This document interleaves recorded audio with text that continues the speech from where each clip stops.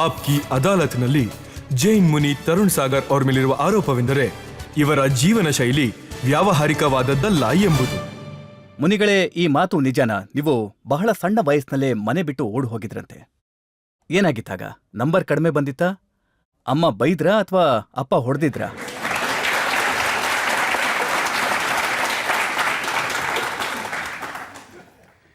ನೋಡಿ, ನನ್ನ ವೈರಾಗ್ಯ ಏನಿದೆ ಅದು ಗಾಡ್ ಗಿಫ್ಟ್ ಆಗಿದೆ. ಮತ್ತೆ ಯಾವುದೇ ಘಟನೆ ಸಂಭವಿಸ್ಲಿಲ್ಲ, ಏನು ವಿಶೇಷವಾದದನ್ನ ನಾನು ನೋಡಲಿಲ್ಲ, ಅಮ್ಮನೂ ಬೈಲಿಲ್ಲ, ಅಪ್ಪನೂ ಬೇಜಾರಾಗಲಿಲ್ಲ. ಮತ್ತೆ ಈಶ್ವರನ ಕೃಪೆ ಅಷ್ಟೆ. ನನಗೆ ಏನು ಸಂಸ್ಕಾರ ಸಿಕ್ಕಿತ್ತು ಅದರಿಂದ ನಾನು ಮನೇನ ತೊರೆದೆ, ಕುಟುಂಬವನ್ನು ತೊರೆದೆ, ಸಂಸಾರವನ್ನು ತೊರೆದೆ, ಮತ್ತೆ ಮಹಾವೀರನ ರಸ್ತೆಯಲ್ಲಿ ನಡ್ಕೊಂಡು ಬಂದೆ. ಮತ್ತೆ ನನಗನ್ಸೋ ಪ್ರಕಾರ ರಜತ್ ಅವರೇ, ನಾನು ಕೆಲವನ್ನ ಬಿಟ್ಟ ಹಾಗೆ ನೀವು ಕೆಲವನ್ನ ಬಿಟ್ಟಿದ್ದೀರಾ. ಆದರೆ ಬುನಾದಿ ಬೇರೆ ಆಗಿದೆ ಅಷ್ಟೇ. ಇದರಲ್ಲಿ ವ್ಯತ್ಯಾಸ ಏನಂದ್ರೆ, ನಾನು ಭಗವಂತನನ್ನ ಸಾಕ್ಷಾತ್ಕಾರ ಮಾಡ್ಕೊಳ್ಳೋಕೆ ಸಂಸಾರನ ಬಿಟ್ಟೆ, ನೀವು ಸಂಸಾರವನ್ನ ಪಡ್ಕೊಳ್ಳೋಕ್ಕೋಸ್ಕರ ಭಗವಂತನನ್ನೇ ಬಿಟ್ರಿ.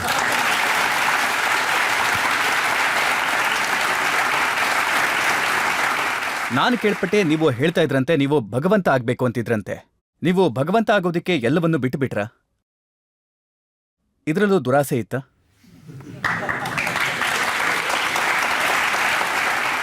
ನಮ್ಗೆ ಗೊತ್ತಿರೋ ಹಾಗೆ ಈ ಜಗತ್ತಲ್ಲಿ ಒಂದು ಹೇಳಿಕೆ ಇದೆ, ಏನನ್ನಾದ್ರೂ ಪಡ್ಕೊಳ್ಳೋದಿಕ್ಕೆ ಏನನ್ನಾದ್ರೂ ನಾವು ಕಳ್ಕೋಬೇಕಾಗತ್ತೆ.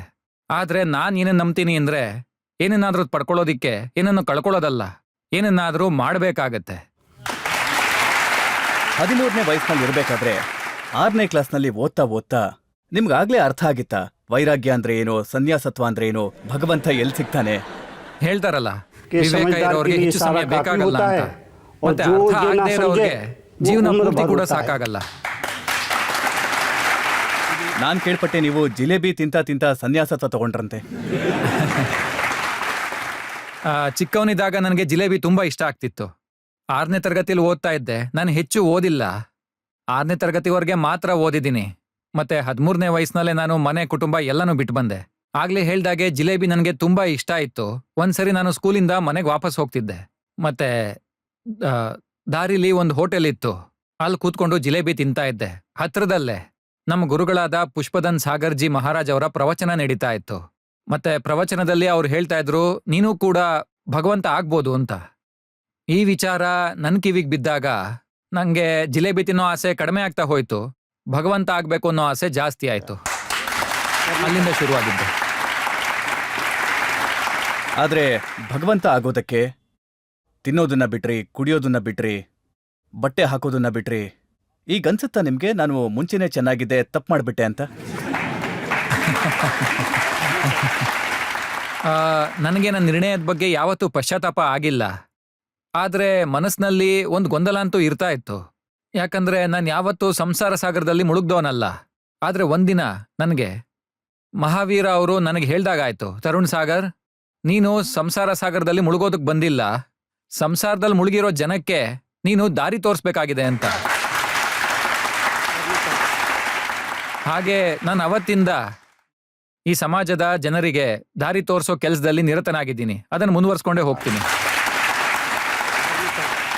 ಆದ್ರೆ ಲೌಕಿಕ ರೀತಿಯಲ್ಲಿ ನಾನು ಕೇಳ್ಪಟ್ಟೆ ನೀವು ಒಂದೇ ಸಲ ಊಟ ಮಾಡ್ತೀರಿ, ನೀವು ಸ್ನಾನ ಮಾಡೋದಿಲ್ಲ, ಮತ್ತೆ ಬ್ರಷ್ ಕೂಡ ಮಾಡೋದಿಲ್ಲ. ಇದು ಎಂಥ ಜೀವನ? ನೀವು ಕೇಳಿರೋದು ಸರಿಯಾಗಿದೆ. ನಾನು ನಗ್ನನಾಗಿರ್ತೀನಿ, ದಿಗಂಬರನಾಗಿರ್ತೀನಿ. ಈ ದಿಗಂಬರ ಅವಸ್ಥೆ ಏನಿದೆ ಅದು ಪ್ರಾಕೃತಿಕ ರೂಪವಾಗಿದೆ, ಯಥಾಜಾತ ಮುದ್ರಾ. ಜಿನಶಾಸ್ತ್ರಗಳಲ್ಲಿ ಅದನ್ನು ಹೇಳಿದೆ. ಮುನಿ ಯಾರು ಅಂತಂದ್ರೆ, ಈ ಸಮಾಜದ ನಗ್ನತೆಯನ್ನ ಕಡಿಮೆ ಮಾಡೋದಿಕ್ಕೆ ತನ್ನ ಮೈ ಮೇಲಿರೋ ವಸ್ತ್ರವನ್ನು ಕೂಡ ತ್ಯಾಗ ಮಾಡೋನು ಅಂತ. ಆದ್ರೆ ಮುನಿಗಳೇ, ಅದು ಹಿಂದಿನ ಕಾಲದ ಮಾತಾಯ್ತು. ಆದ್ರೆ ಇಂದಿನ ದಿನಮಾನದಲ್ಲಿ ಜಗತ್ತು ಎಲ್ಲಿಗೆ ತಲುಪಿದೆ, ಮತ್ತೆ ನೀವು ಬಟ್ಟೆ ಹಾಕೊಳ್ದೆ ಓಡಾಡ್ತಾ ಇದ್ದೀರಾ. ಇದ್ರ ಬಗ್ಗೆ ನಾನು ಹೇಳೋದೇನಂದ್ರೆ, ಈ ಜಗತ್ತಿಗೆ ಮೊದಲು ದಿಗಂಬರ ಸ್ವಾಮೀಜಿ ಅಂದ್ರೆ ಯಾರು ಅನ್ನೋದು ಅರ್ಥ ಆಗ್ಬೇಕಿದೆ. ನೋಡಿ, ಈ ಬೀಸಣಿಗೆ ಮತ್ತೆ ಈ ನೀರಿರುವಂತ ಪಾತ್ರೆ, ಈ ಕಮಂಡಲ, ಇದನ್ನ ಹಿಡ್ಕೊಳ್ಳೋದ್ರಿಂದ ಯಾರು ಮುನಿ ಆಗೋದಿಲ್ಲ. ಮುನಿಯ ವಿಚಾರದಲ್ಲಿ 4 ಕವನದ ಸಾಲುಗಳನ್ನ ನಾನು ಹೇಳೋಕೆ ಇಷ್ಟಪಡ್ತೀನಿ. कि दिगंबर साधु किसे कहते हैं, दिगंबर मुनि किसे कहते हैं? जिसके पैरों में जूता नहीं, सिर पर छाता नहीं, बैंक में खाता नहीं, परिवार से नाता नहीं, उसे कहते हैं दिगंबर मुनि। जिसके तन पर कपड़े नहीं, जिसके मन में लफड़े नहीं, जिसके वचन में झगड़े नहीं, जीवन में कोई रगड़े नहीं, उसे कहते हैं दिगंबर मुनि। जिसका कोई घर नहीं, किसी बात का डर नहीं, दुनिया का असर नहीं, और जिससे बड़ा कोई सुपर नहीं, उसे कहते हैं दिगंबर मुनि। जिसके संग बीवी नहीं, जिसके साथ टीवी नहीं, अमीरी गरीबी नहीं, नाश्ते में जलेबी नहीं, उसे कहते हैं दिगंबर मुनि। ಮತ್ತೆ ರಜಜ್ಜಿ ನಿಮ್ಮಿಂದನೇ ನಾನು ವಿಷಯ ತಿಳ್ಕೊಬೇಕಾಗಿದೆ. ಅದು ಜಗತ್ತಲ್ಲಿ ಈ ತರ ವ್ಯಕ್ತಿ ಯಾರಾದ್ರೂ ಇರ್ತಾರಾ? ಇಡೀ ಜಗತ್ತಲ್ಲಿ, ಬರೀ ನಮ್ ದೇಶದ ಬಗ್ಗೆ ಹೇಳ್ತಾ ಇಲ್ಲ, ಇಡೀ ಜಗತ್ತಿನಲ್ಲೇ ಈ ರೀತಿ ವ್ಯಕ್ತಿ ಯಾರಾದ್ರೂ ಇರ್ತಾರಾ? ಯಾರಿಗೆ ಬಟ್ಟೆಯ ಅವಶ್ಯಕತೆ ಇರೋದಿಲ್ವೋ, ಯಾರಿಗೆ ಕುಟುಂಬದ ಅವಶ್ಯಕತೆ ಇರೋದಿಲ್ವೋ, ಯಾರಿಗೆ ಸಮಾಜದ ಅಗತ್ಯ ಇರೋದಿಲ್ವೋ, ಯಾರಿಗೆ ಹಣದ ಅಗತ್ಯ ಇರೋದಿಲ್ವೋ, ಯಾರಿಗೆ ಕೆಲ್ಸದವರ ಅಗತ್ಯ ಇರೋದಿಲ್ವೋ, ಯಾರಿಗೆ ದೋಬಿಯ ಅಗತ್ಯ ಇರೋದಿಲ್ವೋ, ಆ ರೀತಿ ವ್ಯಕ್ತಿ ಹುಡುಕಿದ್ರು ಕೂಡ ಜಗತ್ತಲ್ಲಿ ಯಾರೂ ಸಿಗೋದಿಲ್ಲ. ಆದ್ರೆ ಇರೋಂತ ಒಬ್ಬ ವ್ಯಕ್ತಿ ಅಂದ್ರೆ ಅವನೇ ದಿಗಂಬರ ಮುನಿ. ದೋಬಿಯ ಅಗತ್ಯನೇ ಇಲ್ದೇಲೆ ಎಲ್ಲರನ್ನೂ ಪರಿಶುದ್ಧ ಮಾಡ್ತಾನೆ, ಅವನೇ ದಿಗಂಬರ ಮುನಿ. ದಿಗಂಬರ ಮುನಿಗಳು ನೀವು ಮುಚ್ಚಿಟ್ಕೊಳ್ಳೋದಕ್ಕೆ ಕೆಲವೊಮ್ಮೆ ನವಿಲುಗರಿಗಳನ್ನ ಬಳಸ್ತೀರಿ, ಮತ್ತೆ ಕೂರ್ಬೇಕಾದ್ರೆ ನಿಮ್ ಮುಂದೆ ಡೆಸ್ಕನ್ನ ಇಟ್ಕೋತೀರಿ. ಅಲ್ಲ, ಮುಚ್ಚಿಟ್ಕೊಳ್ಳೋದಕ್ಕೆ ಇಷ್ಟನ್ನೆಲ್ಲ ನೀವು ಇಟ್ಕೋಬೇಕಾದ್ರೆ ಒಂದು ಲಂಗೋಟಿ ಹಾಕೊಂಡಿದ್ರೆ ಏನಾಗ್ತಾ ಇತ್ತು? ಅಲ್ಲ, ಲಂಗೋಟಿ ನಾನು ಹೇಳ್ತೀನಿ, ಯಾರಿಗೆ ನನ್ನ ಮುದ್ರೆ ಕಂಡ್ರೆ ತೊಂದರೆ ಆಗ್ತಿದ್ಯೋ ಅಂತವ್ರಿಗೆ ನಾನು ಲಂಗೋಟಿ ತಗೊಂಡು ಉಟ್ಕೊಳ್ಳೋ ಬದಲು ನೀವು ಕಣ್ಣಿಗೆ ಒಂದ್ ಪಟ್ಟಿ ಕಟ್ಕೊಳ್ಳಿ ಅಂತ ಹೇಳೋದಕ್ಕೆ ಇಷ್ಟಪಡ್ತೀನಿ. ಆಗ ಮುನಿ ಏನು ಅಂತ ಅವ್ರಿಗೆ ಅರ್ಥ ಆಗತ್ತೆ ಅಷ್ಟೇ. ಅವ್ರಿಗೆ ಕಷ್ಟ ಆಗ್ತಿಲ್ಲ, ನಿಮ್ಮ ಅನುಕೂಲಕ್ಕೆ ಅಂತ ಇಲ್ಲ ಇಲ್ಲ, ನನಗದ್ರ ಅವಶ್ಯಕತೆ ಇಲ್ಲ. ನಾನು ಈ ರೀತಿ ದಿಗಂಬರ ಅವಸ್ಥೆಯಲ್ಲಿ ಹೋಗೋದಕ್ಕೆ ಇಷ್ಟಪಡ್ತೀನಿ. ಮತ್ತೆ ನೋಡಿ, ಬದಲಾಗ್ತಿರೋ ಜಗತ್ತಲ್ಲಿ ಎಲ್ಲಿ ಕಾರ್ ಇದೆಯೋ, ಎಲ್ಲಿ ಟ್ರೈನ್ ಇದೆಯೋ, ಎಲ್ಲಿ ಬುಲೆಟ್ ಟ್ರೈನ್ ಇದೆಯೋ, ರಾಕೆಟ್ ಇದೆಯೋ, ಹಡಗಿದೆಯೋ, ಅಲ್ಲಿ ನೀವು ನಡ್ಕೊಂಡೇ ಓಡಾಡ್ತೀರಾ. ನಾನು ಯಾಕೆ ನಡ್ಕೊಂಡು ಹೋಗ್ತೀನಿ ಅಂದ್ರೆ, ನೋಡಿ, ನಾನು ಗಾಡಿನಲ್ಲಿ ಕೂತ್ಕೊಳ್ಳೋದಿಕ್ಕೆ ನನ್ನ ಹತ್ರ ಯಾವುದೇ ಗಾಡಿ ಇಲ್ಲ. ನೋಡಿ, ಒಬ್ಬ ಮುನಿ ಅಂದ್ರೆ ಅವನ ಹತ್ರ ಎಳ್ಳಷ್ಟು ಕೂಡ ಯಾವುದೇ ವಸ್ತು ಸ್ವಂತದ್ದಾಗಿರ್ಬಾರ್ದು, ಈ ಬೀಸಣಿಗೆ, ಈ ಕಮಂಡಲ ಬಿಟ್ಟು. ಒಂದು ವೇಳೆ ನೀವು ಕಾರಲ್ಲಿ ಹೋದ್ರೆ, ನೀವು ಟ್ರೈನಲ್ಲಿ ಹೋಗಿದ್ದಿದ್ರೆ ಜಾಸ್ತಿ ಜನಗಳನ್ನ ಭೇಟಿ ಮಾಡ್ಬೋದಿತ್ತು, ಜಾಸ್ತಿ ಏರಿಯಾ ಕವರ್ ಮಾಡ್ಬೋದಿತ್ತು. ಆಪ್ಕೆ ಅದಾಲತ್ಗೆ ಬರೋದಕ್ಕೆ ನಿಮ್ಗೆ 6 ತಿಂಗಳಾಗೋಯ್ತು. ನೋಡಿ, ಬದುಕೋದಕ್ ಬಿಡ್ಬೇಕು, ಆದ್ರೆ ಮೊದಲು ನೀನ್ ಬದುಕ್ಬೇಕು. ನೀವು ಚೆನ್ನಾಗಿ ಬದುಕೋದನ್ನ ಕಲ್ತ್ರೆ ಜೀವನಕ್ಕೆ ಬದುಕೋ ಅವಕಾಶ ಅದಾಗೇ ಸಿಗುತ್ತೆ. ನೀವೇನು ಮಾಡೋ ಅವಶ್ಯಕತೆನೇ ಇರೋದಿಲ್ಲ. ಮುನಿಗಳೇ, ಸಮಯ ಜೊತೆಗೆ ಬದಲಾಗ್ಬೇಕು. ಭಗವಾನ್ ಮಹಾವೀರ್ ಅವರ ಕಾಲದಲ್ಲಿ ಫೋನ್ ಇರ್ಲಿಲ್ಲ, ಮೈಕ್ರೋಫೋನ್ ಇರ್ಲಿಲ್ಲ. ನೀವೀಗ ಮೈಕ್ರೋಫೋನನ್ನ ಯೂಸ್ ಮಾಡ್ತೀರಾ, ಸೆಲ್ ಫೋನನ್ನ ಯೂಸ್ ಮಾಡ್ತೀರಾ, ನೀವು ಬುಕ್ಸ್ ಅನ್ನ ಕೂಡ ಬರೀತೀರಾ. ನೋಡಿ, ಅದ್ರ ಒಂದ್ ಸ್ವಲ್ಪ ಬಗ್ಗೆ adjustment ಹೇಳ್ತೀನಿ. ಮಾಡ್ಕೋಬೋದಿತ್ತು. ಇಲ್ಲ, ಮಹಾವೀರನ ಸಿದ್ಧಾಂತ ಏನಿದೆ ಅಂದ್ರೆ, ಭಗವಂತನ ಸಿದ್ಧಾಂತ ಏನಿದೆ, ಜನಧನದ ಸಿದ್ಧಾಂತ ಏನಿದೆ, ಆ ಸಿದ್ಧಾಂತಗಳನ್ನ ನಾನ್ ಬದಲಾಯಿಸೋದಕ್ಕಾಗಲ್ಲ. ದೃಷ್ಟಾಂತಗಳನ್ನ ಬದಲಾಯಿಸಬಹುದು ಅಷ್ಟೇ. 2ಕ್ಕೆ 2 ಸೇರಿದ್ರೆ 4 ಆಗ್ಲೂ ಆಗ್ತಿತ್ತು, ಮತ್ತೆ ಈಗ್ಲೂ ಕೂಡ ಅದೇ ಸತ್ಯ. ಇದು ಶಾಶ್ವತ ಸಿದ್ಧಾಂತ ಆಗಿದೆ. ಜಗತ್ತು ಇರುತ್ತೆ, ಹೋಗುತ್ತೆ, ಆದ್ರೆ ಅದು ನೀವು ಒಂದ್ ಬದಲಾಗಲ್ಲ. ಮಾತು ಹೇಳಿ, ನಾವು ನೋಡಿರುವಂತ ಮುನಿಗಳು ಹಡಗನ್ನ ಬಳಸ್ತಾರೆ, ಹೆಲಿಕಾಪ್ಟರ್ ಅನ್ನ ಬಳಸ್ತಾರೆ. ಅದು ಮಹಾವೀರನ ಮಾರ್ಗ ಅಲ್ಲ, ಅದು ಬೇರೆ ಮಾರ್ಗ ಅಷ್ಟೇ. ಮಹಾವೀರನ ನಿಜವಾದ ಮಾರ್ಗ ಏನಿದೆ ಅದನ್ನ ಹೇಳ್ಬೇಕು ಅಂದ್ರೆ, ಮಹಾವೀರ ಒಬ್ಬ ರಾಜಪುತ್ರ ಆಗಿದ್ರು.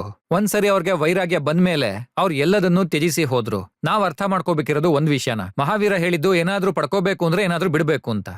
ಸ್ವಲ್ಪ ಪಡ್ಕೋಬೇಕು ಅಂದ್ರೆ ಸ್ವಲ್ಪನಾದ್ರೂ ನೀವು ಬಿಡ್ಲೇಬೇಕಾಗತ್ತೆ. ತುಂಬಾ ಪಡ್ಕೋಬೇಕು ಅಂದ್ರೆ ತುಂಬಾ ಬಿಡ್ಬೇಕಾಗತ್ತೆ.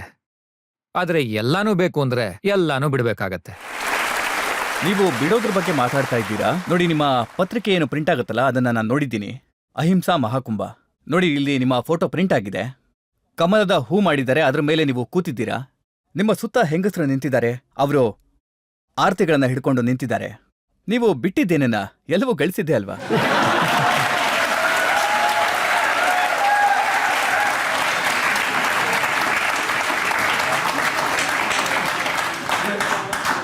मंजिल मिले ना